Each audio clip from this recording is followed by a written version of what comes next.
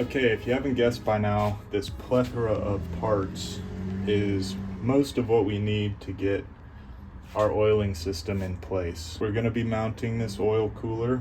Going to need this sandwich adapter to feed the oil cooler, our Accusump, and also the turbo. So we'll be running a 4AN off of this to the turbo, 10AN off to the oil cooler, and then a 10AN to our Accusump. On the other side of things, our turbo is water cooled. The cool thing about these K-series is certain models, the K20, came factory with a oil cooler that was mounted as a sandwich in between the oil filter, and they ran coolant through that. So that means there's factory coolant ports, a coolant out and a coolant in, built into every K-series motor. All you need, since I have a K24, it has a little block off plug. So this is off of a F20. My buddy Erik gave it to me. It's off one of his blown up S2000 motors. So this is threaded into the block. He had given me some of these 6AN little weld on plugs. So we'll be welding that to the end of here. We're gonna be turning this down in the lathe. I've come up with a solution to try and grip this thing. I'm gonna thread it into one of these. This will chuck up in my 3-jaw chuck, and then I can turn it down.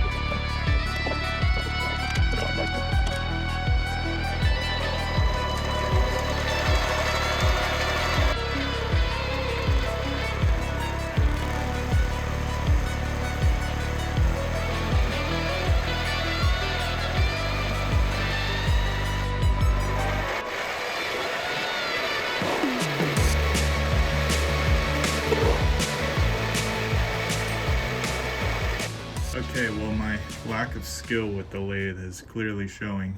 Thought I'd be slick and try and cut the end of this off with the lathe. I ended up, I could get half of this onto this steel, but there was some of the jaws was on the thread, and I ended up crashing the lathe, and it bit the threads right here in one spot. And I don't have a tap for this. I don't really want to spend 25 bucks on a tap just to tap this. So I took a razor blade and cleaned up the threads. I think that'll work. So we'll finish cutting this off maybe in the bandsaw. But disaster strikes.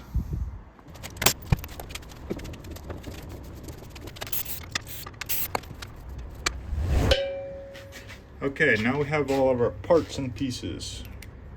So I went ahead and cleaned these up, hit them with some brake cleaner, non-chlorinated, live in California. So we'll give these things a nice solid TIG weld and pop them on the car. I think that came out pretty good.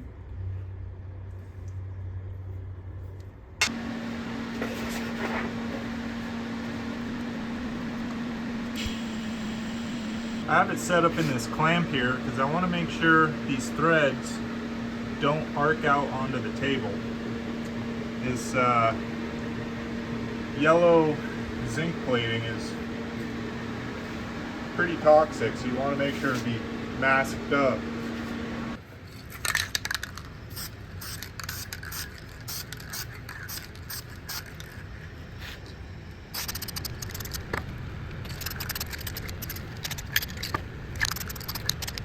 Well, my camera died halfway through filming that, but it came out all right. Haven't TIG welded in a couple weeks, so not too bad. Hit it with some high temperature paint, make it hold up a little bit longer. But yeah, Happy with that. We're going to install them on the car, then we'll move on to some oil activities.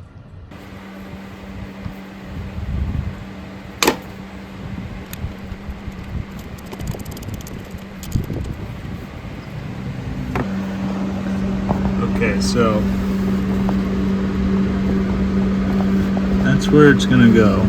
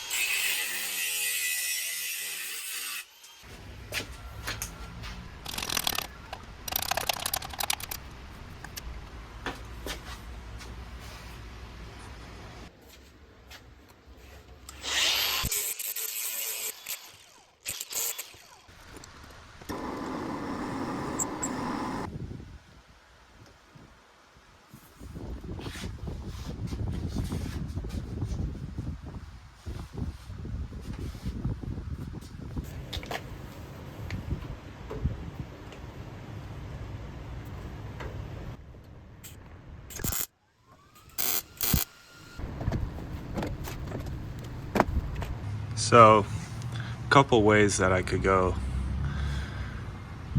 I need to have a shield here, part of the ducting. Not sure how I'm going to make the duct yet, but if I ran a piece of sheet metal down here and incorporated this bottom mount into it, kind of two birds with one stone, tube down, and then I can use that to help hold this piece of sheet metal or whatever ducting I decide to go with. Alright, that's what I came up with. And it's gonna go something like that. Simple. Get this tacked on. My idea is the air will come in and shoot down and join the air on the inside of the wheel well and get extracted out the side. Or whatever makes it up through here will get out the vents. Front of this thing's freaking mean. It's looking like a Audi or a Volkswagen with how much is going on with this thing.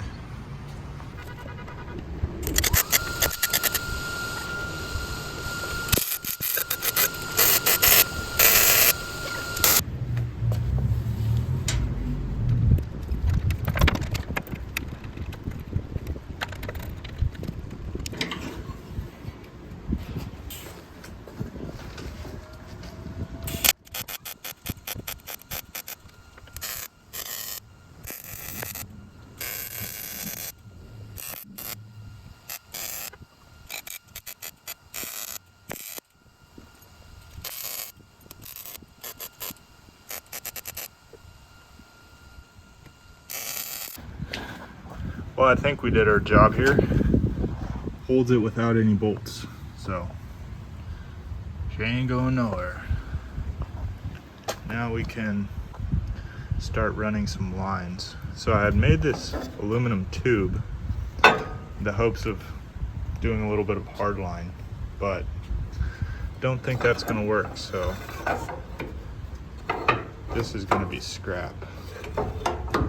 Barely gets in there, it's stuck at the moment, but yeah, I think we're just gonna run all soft ptfe line, a little bit easier.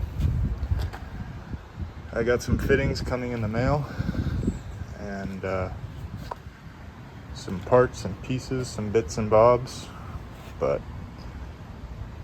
getting there, making progress.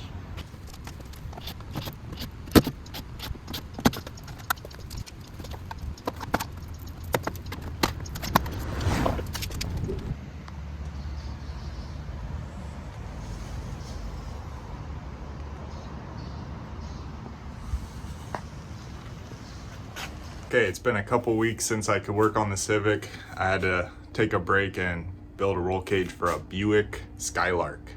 But I'm back, I finished that up. I'm back here working on the Civic where we left off. Today we're making some fuel lines, messing around with some AN lines this morning. Check out this beautiful arrangement of fittings I collected. If you know, you know. This is a beautiful box. And believe it or not, we're gonna need more because we're gonna need like 15 more 6 AN lines, but this will get us started. We are switching out some of these rubber lines. Unfortunately, when I first made this car, I put rubber lines on it because I was like, oh, I don't need E85. Who needs E? Like, I'll save 50 bucks and put all rubber lines. So I gotta switch out 20 freaking lines with ptfe, but so far we've got this guy made and this guy made. I used some of these leftover rubber fittings for the water lines, at least put some of them to use. I freaking have a boatload of them. So I got this guy going down there. And then this guy, I don't want it, you know, I could turn it and put it right here and run it down, but I don't want it that close to the turbo. So I have this cavity in here where the wiper motor used to be. I think I'm gonna cut a slot, run it inside here, and pop it out right there. Be a good little thing. But let me show you guys how to make a ptfe fuel line. It's pretty simple. Okay, the down and dirty how to make a ptfe brake line. Pretty simple. So we have our male, we have these little couplers, and then our cap. Pretty simple. You jam this in the end of the line, put it over like this, it crimps it, boom, bam. Okay, so we've got our line here. You can see the Teflon inner sheath. There's a stainless steel outer ring, and then a cloth. Basically, you want to get this end poked in between there around the Teflon, and you push it all the way down to the inner seat right there. Pretty simple. All right, that's it. Okay, so this stuff being ptfe, it's basically Teflon. I'm gonna be cutting with the cutoff wheel. So it's gonna be making Teflon smoke.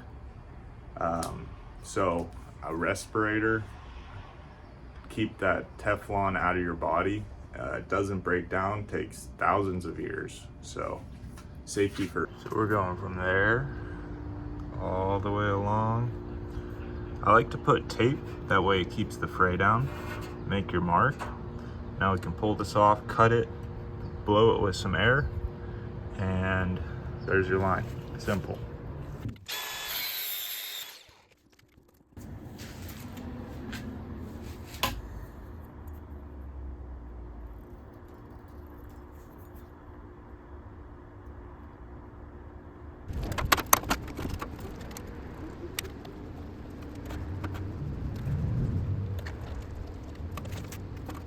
So I ran out of 90-degree rubber line fittings because the rest of them are in the back of the car and I haven't taken that apart yet. Took this off because I was thinking maybe run that into here and drop it down, but the floor of this stops right there, and if we have a waste downpipe coming, might get in the way. So I think I'm gonna 90 that, go straight down, run it down along there, shoot it over to this. But so we need to make 10 AN for the oil, get all the oiling lines done, but we also need to move this thing. So I'm gonna relocate the fuse box inside. That way I can have enough downpipe, because the original idea was gonna be just turn it and send it out the hood right here. but that leaves me with like a 20-inch long downpipe. And if you know about O2 sensors, you need 15 inches between the O2 sensor and the turbo, otherwise it'll burn up the sensor. And then you need 15 to 20 inches between the O2 sensor and the end of the downpipe, otherwise you'll get reversion. Fresh air will scavenge back into it and give you bad readings at partial throttle.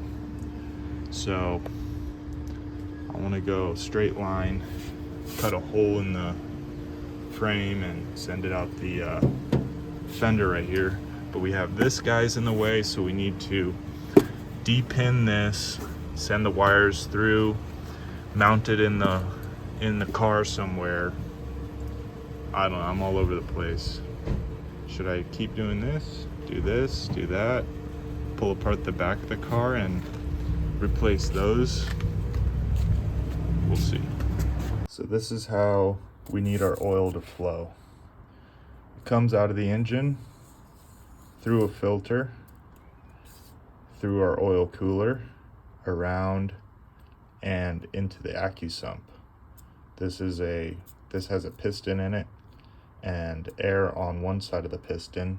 This fills with pressurized oil, so it'll fill up and then it'll come out if we need extra oil pressure. And then it comes back into our engine. Pretty simple. That's how it works. Okay, I'm trying to figure out this oil line solution. It's not very simple, but we're getting there. So let me show you what I have so far. Okay, so I tried fitting this straight off the adapter, but there's not much room down in there. So this is the oil inlet. So oil comes out of there. It's gonna go in here, wrap around, get cooled off, hit this 90, come out and go back into the engine, nice and cool. Before that, we have this T. This is gonna get a soft line somehow routed through here, through the firewall, and over there to the Accusump. Well, I thought I was on the easy bus, but it delivered me right to Struggletown. I cannot win with these 10AN lines. They just battle you. And their freaking wires poke you in the finger the whole time you're trying to work with it, and then the end gets messed up, you have to cut it off and redo it again, and there's freaking Teflon flying in the air. It's just, but it's all behind me now. These lines are done. I don't have to think about 10AN lines anymore, except for the turbo drain. I got that mocked up kind of where I want it, but I'm gonna be doing this once I get it off the car, once the engine's on an engine stand and I have good access, but worry about that later. Okay, so that's gonna wrap up the oiling system for the oil cooler and the Accusump. We still have one more fitting to make, but we're waiting. I'm waiting. My buddy Erik's gonna give me a fitting to tie into the Accusump, so I'm just waiting for that, and then the oiling system will be finished. You can see down here what it's gonna look like. So here's our line that comes from the oil cooler, and then we just need a fitting right here, and then it's gonna get a 45 into the Accusump. I'm gonna do a video on what this thing is and how it works, but pretty cool. This is basically a poor man's dry sump. Keep the oil up, but that's gonna do it for these. On the next video, we are going to switch out some of these gauges. We got to put a wideband in.